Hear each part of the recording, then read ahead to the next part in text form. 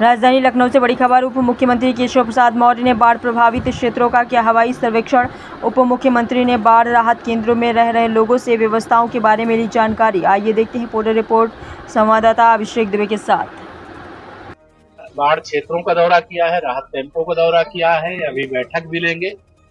और बाढ़ तो निश्चित तौर से 2013 में जो आई थी उसका रिकॉर्ड लगभग तोड़ने की ओर दिखाई दे रही है। बहुत मोहल्लों में भी पानी पहुंचा है, बहुत सारे किसानों के खेत भी डूबे हैं और बड़ी संख्या में राहत कैंपों में लोग आकर के रह रहे हैं।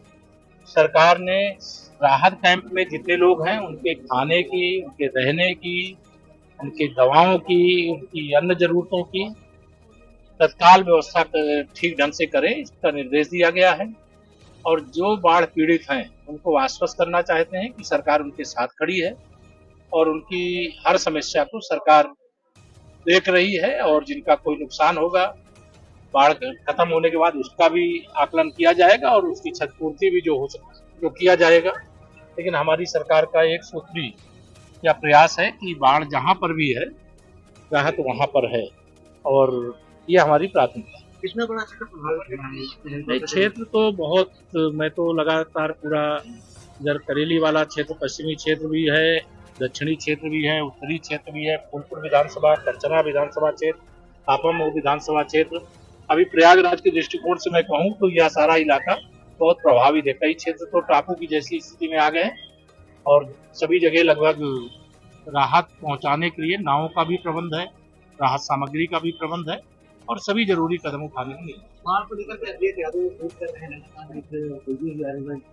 देखिए, श्री अखिलेश यादव जी मतलब कहीं एक नादान बच्चे की तरह लगते हैं जब वो ट्वीट करते हैं।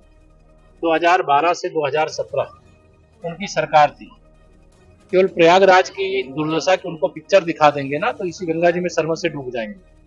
उनको ये नहीं संकोच लगता है कि प्राकृतिक आपदा ये कोई सरकार की बस की बात नहीं होती है, लेकिन सरकार राहत के लिए मतलब पीड़ित लोगों के साथ कड़ी कंधे से कंधा मिलाकर के भारतीय जनता पार्टी का हर कार्यकर्ता सेवा में लगा हुआ है।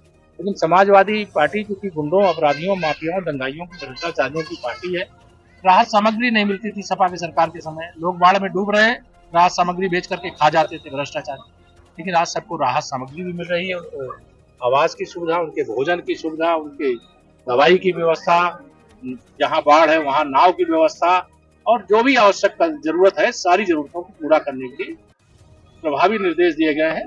और श्री अखिलेश यादव जी से यही कहूंगा कि प्राकृतिक आपदा अर्थात बाढ़ जैसे मामले में राजनीति न करें और बाढ़ हो, भूकंप हो, सुनामी हो, यह किसी सरकार और किसी व्यक्ति के बस की बात नहीं होती। और अपना कार्यकाल याद करें और नहीं याद आ रहा है तो पुराने पिक्चर निकाल के देख लें। आप सबके चैनल में भी पड़ी होंगी, उनके मोबाइल में भी पड़ी होंगी, लेकिन उसको देखेंगे तो शर्मिंदा हो जाएंगे। इसे इस समय ही चर्चा कर रहे हैं जब विकास भी हुआ है। आज नगर क्षेत्र में बाढ़ का पानी अगर प्रवेश करता है तो मैं यह देख रहा हूँ कि नगर निगम की पूरी टीम लग करके उस पानी को तत्काल निकालने का, जितने कम समय में निकाला जा रहा, मैं भी इस प्रयागराज का हूँ और मैं जानता हूँ कि व्यवस्थाओं में बहुत बड़े पैमाने पर सुधार हुआ है और हम लोगों का लगातार प्रयास है कि बाढ़ के संकट से प्रयागराज पूरी तरह से मुक्त हो और उस दिशा में हम लोग काम करें। स्कूल कॉलेज भी बंद करे गए हैं। 3 दिन के लिए स्कूल कॉलेज भी इसलिए बंद किए गए हैं कि बहुत बड़ी संख्या में ऐसे भी बच्चे हैं जो प्रतियोगी छात्र हैं, पढ़ने वाले बच्चे हैं, जो बाढ़ग्रस्त क्षेत्रों में किराए पर रहते थे।